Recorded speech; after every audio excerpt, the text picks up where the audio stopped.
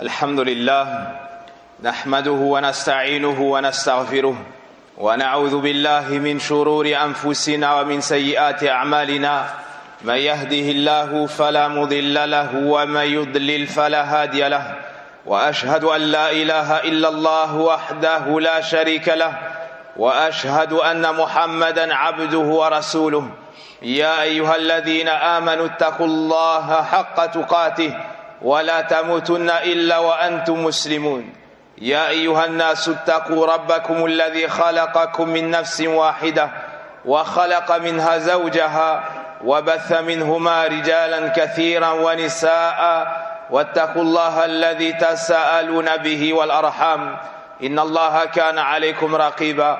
يا أيها الذين آمنوا اتقوا الله وقولوا قولا سديدا يصلح لكم أعمالكم ويغفر لكم ذنوبكم، ومن يطع الله ورسوله فقد فاز فوزا عظيما. أما بعد، فإن أصدق الحديث كتاب الله جل وعلا، وخير الهدي هدي محمد صلى الله عليه وسلم، وشر الأمور محدثاتها، وكل محدثة بدعة، وكل بدعة ضلالة، وكل ضلالة في النار. أيها الناس، فهذه وصايا نافعة أذكر بها بمناسبة مخاوف الناس في هذه الأيام من الوباء المسمى كورونا. فأولا ما يقال قبل نزول البلاء. عن عثمان بن عفان رضي الله عنه قال: سمعت رسول الله صلى الله عليه وسلم يقول: من قال بسم الله الذي لا يضر مع اسمه شيء في الأرض ولا في السماء وهو السميع العليم 3 مرات لم تصبه فجأة البلاء، لم تصبه فجأة بلاء حتى يصبح. ومن قالها حين يصبح 3 مرات لم تصبه فجأة بلاء حتى يمسي. رواه أبو داود. فالأذكار حصن حصين ينبغي لكل مسلم أن يتفقه فيها وأن يداوم على ذكر الله سبحانه وتعالى بها. ثانيا الإكثار من قول لا إله إلا أنت سبحانك إني كنت من الظالمين. دعاء الكرب دعوة يونس عليه السلام. يقول الله سبحانه وتعالى: وذا النون إذ ذهب مغاضبا فظن أن لن نقدر عليه فنادى في الظلمات أن لا إله إلا أنت سبحانك إني كنت من الظالمين فاستجبنا له ونجيناه من الغم كذلك ننجي المؤمنين، كذلك ننجي المؤمنين. يقول العلامة المفسر ابن كثير رحمه الله تعالى، أو قبل ذلك العلامة ابن القيم رحمه الله في الفوائد: فما دفعت شدائد الدنيا بمثل التوحيد.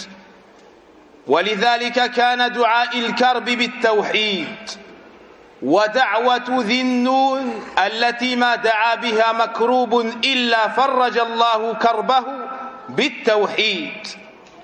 فلا يلقي في الكرب العظيم إلا الشرك، ولا ينجي منها إلا التوحيد. فهو مفزع الخليقة وملجأها وحصنها وغياثها، وبالله التوفيق. ثالثا التعوذ من جهد البلاء، لحديث أبي هريرة رضي الله عنه أن النبي صلى الله عليه وسلم قال: تعوذوا بالله من جهد البلاء ودرك الشقاء وسوء القضاء وشماتة الأعداء. رواه البخاري. رابعا المحافظة على دعاء خروج المنزل، لقول النبي صلى الله عليه وسلم من حديث أنس بن مالك رضي الله عنه: إذا خرج الرجل من بيته فقال: بسم الله توكلت على الله ولا حول ولا قوة إلا بالله، قال: يقال حينئذ هديت وكفيت ووقيت، فتنحى له شيطان، فيقول له شيطان آخر: كيف لك برجل قد هدي وكفي ووقي؟ خامسا سؤال الله العافية عند الصباح والمساء، لحديث عبد الله بن عمر رضي الله عنهما أن النبي صلى الله عليه وسلم لم يكن يدع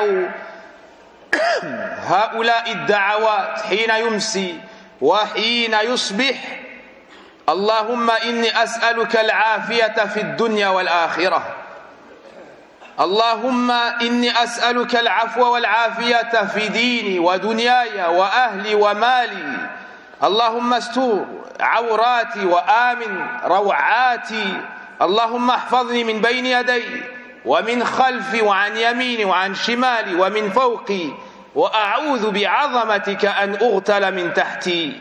رواه أحمد. سادسا كثرة الدعاء واللجوء إلى الله عز وجل، فهو مولانا نعم المولى ونعم النصير. وقال ربكم ادعوني أستجب لكم. قال النبي صلى الله عليه وسلم: إن الدعاء ينفع مما نزل ومما لم ينزل، فعليكم بالدعاء الله، فعليكم عباد الله بالدعاء.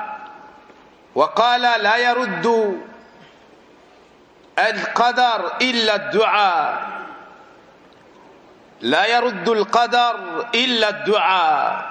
قال العلامة صالح ابن الفوزان حفظه الله تعالى: معناه أن الدعاء سبب في حصول الخير، وأن هناك أشياء مقدرة مربوطة بالأسباب، فإذا تحقق السبب وقع المقدر، وإذا لم يتحقق السبب لم يقع. فإذا دعا المسلم ربه حصل له الخير، وإذا لم يدع وقع بالشر، كما جعل الله صلة الرحم سببا لطول العمر، وقطيعة الرحم سببا لضده، والله أعلم.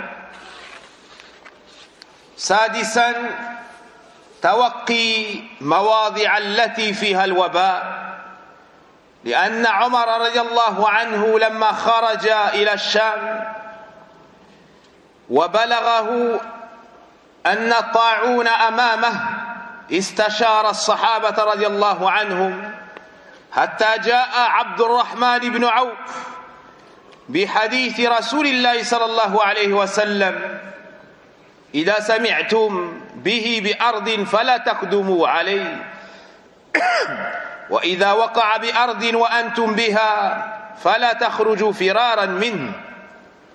ولقوله عليه الصلاة والسلام: لا يرد ممرض على مصح.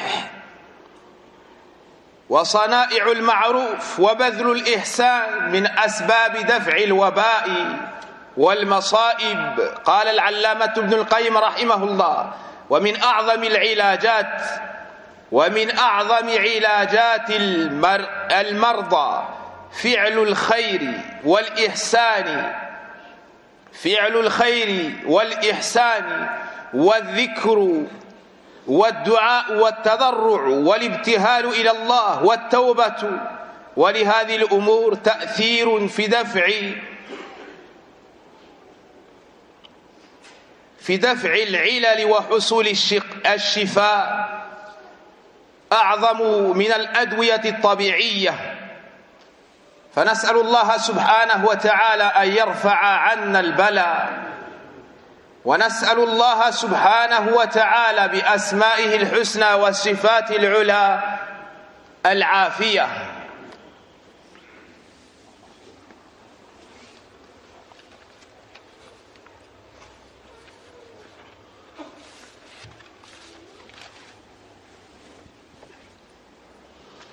الحمد لله رب العالمين وصل اللهم وبارك على نبينا محمد وعلى آله وصحبه أجمعين أما بعد.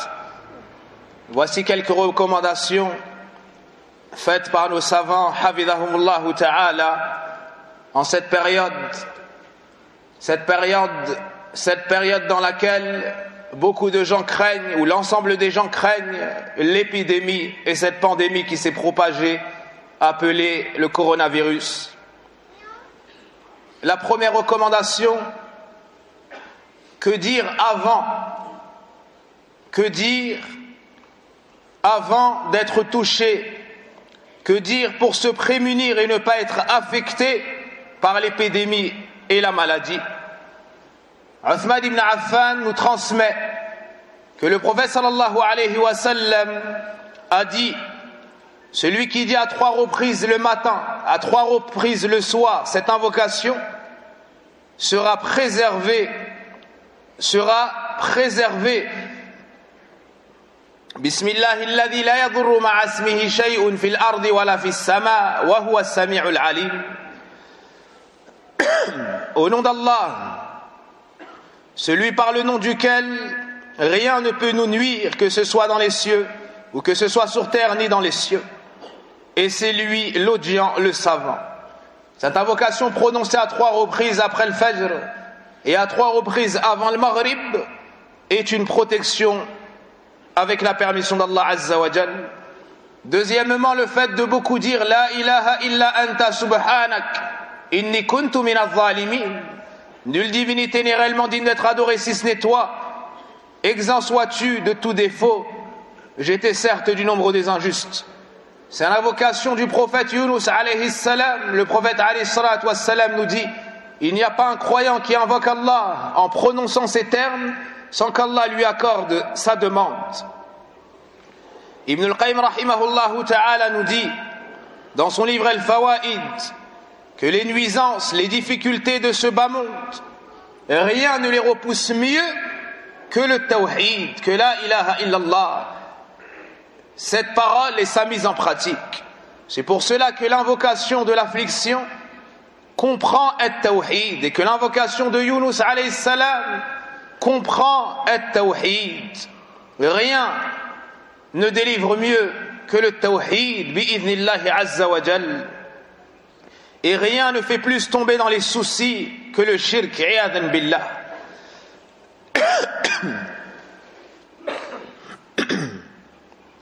Le prophète alayhi salatu wassalam nous dit d'après Abu Huraira: cherchez refuge auprès d'Allah contre l'épreuve accablante, contre le fait de devenir malheureux, contre le mauvais dans le décret et contre la réjouissance des ennemis. Donc il faut beaucoup faire ad-du'a et demander à Allah Azza wa Jal d'être préservé contre l'épreuve accablante. Quatrièmement, le fait de faire du'a lorsqu'on sort de chez nous à chaque fois, en disant Bismillah, tawakkaltu ala Allah, wa la hawla wa la quwwata illa billah. Celui qui sort de chez lui et dit cette invocation, il y a un diable à sa porte qui s'éloigne, ou les shayatines s'éloignent, et là un autre diable prêt à tenter de l'égarer reçoit cette injonction des autres shayatines: éloigne-toi. Que pourrais-tu faire contre un homme qui a été protégé, qui a été guidé, à qui on a accordé suffisance? Cinquièmement, demander à Allah d'être préservé. Chaque jour, comme le rapporte Omar ibn al-Khattab, le prophète alayhi salatu wassalam, ou plutôt Abdullah ibn Omar, nous dit que le prophète sallallahu alayhi wa sallam ne délaissait jamais ses invocations le matin ni le soir. On lui a dit quelle invocation, et il a mentionné l'invocation dans laquelle le prophète alayhi salatu wassalam demandait à Allah d'être préservé dans son bas monde et dans son au-delà, d'être préservé, d'avoir la préservation dans sa religion, dans son bas monde, dans ses proches, sa famille, dans ses biens, son argent, d'être préservé de par sa droite, sa gauche, au-dessus de lui, en dessous de lui, et ainsi de suite. Sixièmement, faites beaucoup de dua, d'invocation, car rien ne repousse le décret si ce n'est dua, c'est-à-dire qu'Allah Azza wa Jal, s'il te veut un bien, il va te guider à l'invocation et il va rattacher ce bien à l'invocation. Si tu fais dua, il t'accordera ce bien et te préservera. Si tu ne le fais pas, alors ça te touchera. Et votre Seigneur dit, invoquez-le, il vous exaucera. Invoquez-moi, je vous exaucerai. Voici la promesse d'Allah subhanahu wa ta'ala. Et l'invocation est profitable avant que le mal touche et descende, et il est profitable après qu'il soit arrivé. Aussi parmi les causes que l'on trouve dans le Coran et la sunna énoncée par les savants, le fait de s'éloigner des endroits où il y a la maladie. Omar al-Khattab, lorsqu'il se dirigeait vers Al-Sham, on l'a informé qu'il y avait la peste sur son chemin. Il a consulté les compagnons et là Abdurrahman ibn Auf est arrivé et non pas Abu Ubaïda, comme j'ai dit la semaine passée en me trompant, wa astaghfirullah, mais plutôt Abdurrahman ibn Auf a dit la parole du prophète alayhi salatu wassalam: si vous entendez qu'il y a dans une contrée la maladie, n'y entrez pas, et si vous y êtes, n'en sortez pas pour la fuir. Le prophète alayhi salatu wassalam nous dit également qu'un malade susceptible de contaminer autrui n'entre pas auprès d'une personne saine. Huitièmement, le fait de faire le bien. Le fait de faire le bien est une des plus grandes causes pour qu'Allah Azza wa Jal nous préserve. Et pour finir, couvrez les récipients durant la nuit. Jabir rapporte que le prophète alayhi salatu wassalam a dit: couvrez les récipients et fermez les gourdes, car il y a certes durant l'année une nuit durant laquelle descend une maladie qui ne passe pas par un récipient qui n'est pas couvert, ni une gourde qui n'est pas fermée sans qu'elle ne rentre dedans. Ibn al-Qayyim nous dit à ce sujet, c'est un niveau au-dessus de la médecine traditionnelle, ou plutôt c'est un niveau qui dépasse le niveau de la médecine connue. Et pour conclure, on demande à Allah subhanahu wa ta'ala de nous aider à revenir vers lui, comme il faut le faire lors de grandes difficultés, se repentir et revenir vers Allah Azza wa Jal. Il nous faut avoir le cœur rempli d'espoir quant à la délivrance émanant d'Allah Azza wa Jal, et ne craindre que nos péchés, et savoir que rien ne nous atteindra si ce n'est ce qu'Allah a déjà décrété. Et certes, c'est une grande épreuve, mais notre espoir en Allah Azza wa Jal est grand.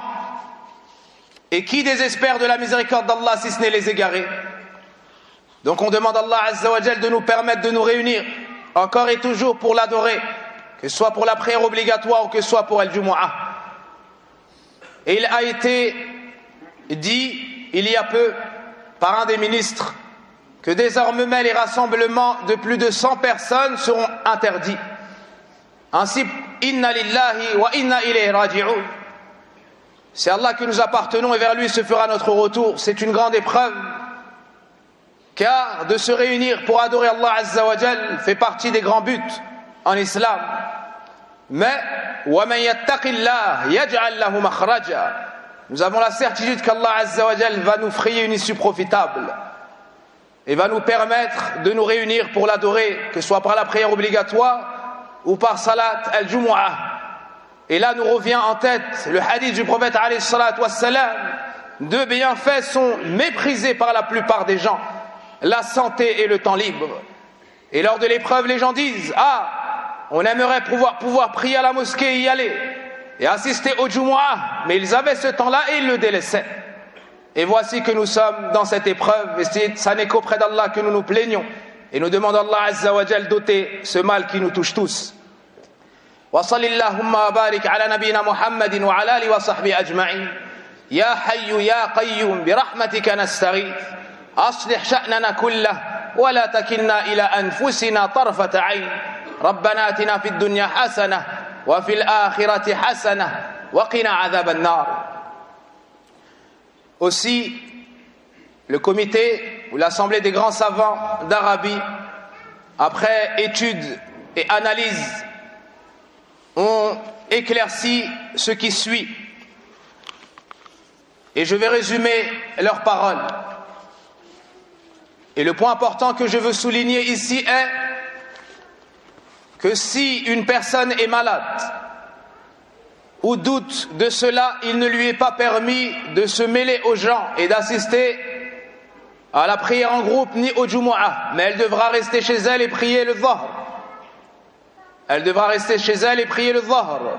Et elle se doit de respecter scrupuleusement, minutieusement, ce qui a été énoncé par les organismes spécialisés. Par les organismes spécialisés. Un autre point en dehors de cela, c'est qu'à la base, il doit y avoir une Jumu'ah par ville. À la base, il doit y avoir une Jumu'ah par ville dans la mosquée la plus grande. Mais en cas de nécessité, on augmente le nombre de Jumu'ah dans la ville, car la place ne suffit pas, ou car l'étendue est trop vaste dans la ville, entre l'Est et l'Ouest par exemple, comme l'a expliqué le grand savant Ibn Baz rahimahullah. Quant au fait de faire 2 Jumu'ah dans une seule mosquée, la base est l'interdiction. Et comme l'ont dit l'Assemblée des grands savants, cela n'a pas de base en islam et n'est pas permis. Sauf lors de cas de force majeure. Sauf lorsqu'il y a une excuse religieuse valable. Sauf lors de cas de force majeure. À ce moment-là, il leur faudra chercher une solution et faire là une deuxième khutbah où ils pourront le faire même si ça n'est pas dans une mosquée. Par exemple dans un jardin ou autre. Et ça n'est que cela qui nous a amené à faire une deuxième Jumu'ah aujourd'hui. Ça n'est que cela qui nous a amené à faire une deuxième Jumu'ah aujourd'hui. Un autre parmi les savants a dit qu'il a vu des cas, il lui est parvenu des cas aux États-Unis où des mosquées n'étaient pas assez grandes pour accueillir assez de personnes, et sans cela, ça allait amener une partie de la communauté à ne pas faire la prière du Jumu'ah.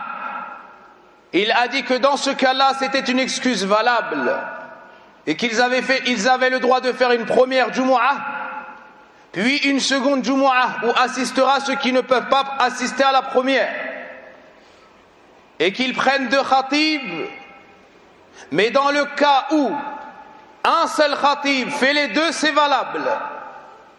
Mais dans le cas où un seul khatib fait les 2, c'est valable. هذا والله أعلم وسبحانك اللهم وبحمدك أشهد أن لا إله إلا أنت أستغفرك وأتوب إليك. Et après la Jumu'ah, après la khutbah, Inch'Allah, je vous lirai la traduction du communiqué, Inch'Allah. Alhamdulillahi Rabbil Alamin. والعاقبة للمتقين ولا عدوان إلا على الظالمين وأشهد أن لا إله إلا الله وحده لا شريك له يتولى الصالحين وأشهد أن محمدا عبده ورسوله صلى الله عليه وعلى آله وصحبه الطيبين الطاهرين وبعد.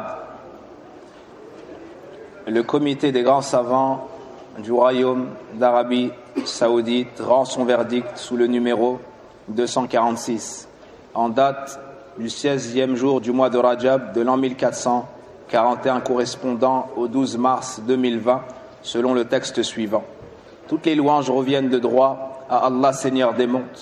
Que les éloges et la paix soient dirigés vers notre prophète Mohammed sallallahu alayhi wa sallam, l'ensemble de ses suiveurs et compagnons. Ceci étant, le comité des grands savants, lors de son 24e séminaire exceptionnel qui s'est tenu à Riyad, le 16e jour de Rajab de l'an 1441, a examiné ce qui lui a été exposé concernant la permission de ne pas assister à la prière du vendredi, ainsi qu'aux prières en groupe, en cas de propagation de l'épidémie ou crainte de sa propagation. Au regard des textes de la législation islamique, de ses objectifs, ses fondements et des paroles des gens de science à ce sujet, le comité des savants met au clair ce qui suit. Premièrement, il est interdit à une personne atteinte d'assister à la prière du vendredi et aux prières en groupe en raison de la parole du prophète sallallahu alayhi wa sallam, que les éloges et la paix lui soient dirigés, qu'un malade susceptible de contaminer ne se mêle pas à une personne en bonne santé. Apporté par l'imam al-Bukhari et Muslim, rahimahumallah. Également, sa parole, quand vous apprenez que la peste s'est déclarée dans une région, n'y entrez pas. Et quand elle s'y déclare alors que vous y êtes, n'en sortez pas. Rapporté également par Al-Bukhari et Muslim. Deuxièmement, celui pour qui des mesures d'isolation auront été prises par les services spécialisés devra s'y conformer et ne pas assister aux prières en groupe ni celles du vendredi. Il devra prier chez lui ou dans l'endroit où il sera confiné. Ceci en raison de ce qui a été relaté par un compagnon qui dit: un homme lépreux était dans la délégation des Thaqif. Le prophète sallallahu alayhi wa sallam envoya quelqu'un lui dire: ton allégeance est acceptée, rebrousse donc chemin. Rapporté par l'imam Muslim. Troisièmement, il est permis à quiconque craignant de nuire à sa personne ou à autrui de ne pas assister aux prières du vendredi, et en groupe en raison de sa parole sallallahu alayhi wa sallam, nulle nuisance à soi-même ou à autrui. Rapporté par Ibn Majah rahimahullah. Et dans tout ce qui vient d'être dit, dans le cas où la personne n'assiste pas à la prière du vendredi, il lui incombera alors de prier le Dhahr en quatre unités. Enfin, le comité enjoint l'ensemble des gens à se conformer aux instructions, orientations et directives d'organisation données par les services spécialisés, tout comme il enjoint à l'ensemble la piété envers Allah, exalté soit-il, se réfugier auprès de lui par l'invocation avec recueillement afin qu'il dissipe cette calamité. Allah le Très-Haut dit, selon le sens rapproché, et si Allah t'inflige un malheur, nul ne peut l'écarter en dehors de lui, et s'il te veut un bien, nul ne peut repousser sa grâce. Il en gratifie qui il veut parmi ses serviteurs, et c'est lui le pardonneur, le miséricordieux. Il dit aussi, toujours selon la traduction du sens, et votre Seigneur a dit, invoquez-moi, je vous exaucerai. Que les éloges et la paix soient dirigés vers notre prophète Mohammed sallallahu alayhi wa sallam, l'ensemble de ses suiveurs et compagnons. Ceci est la traduction de notre frère Sadaq Abu Yahya wa faqahullah, wallahu a'lam, wa sallillahumma wa barik ala nabina Muhammadin wa ala alihi wa sahbihi ajma'in, walhamdulillah rabbil alamin.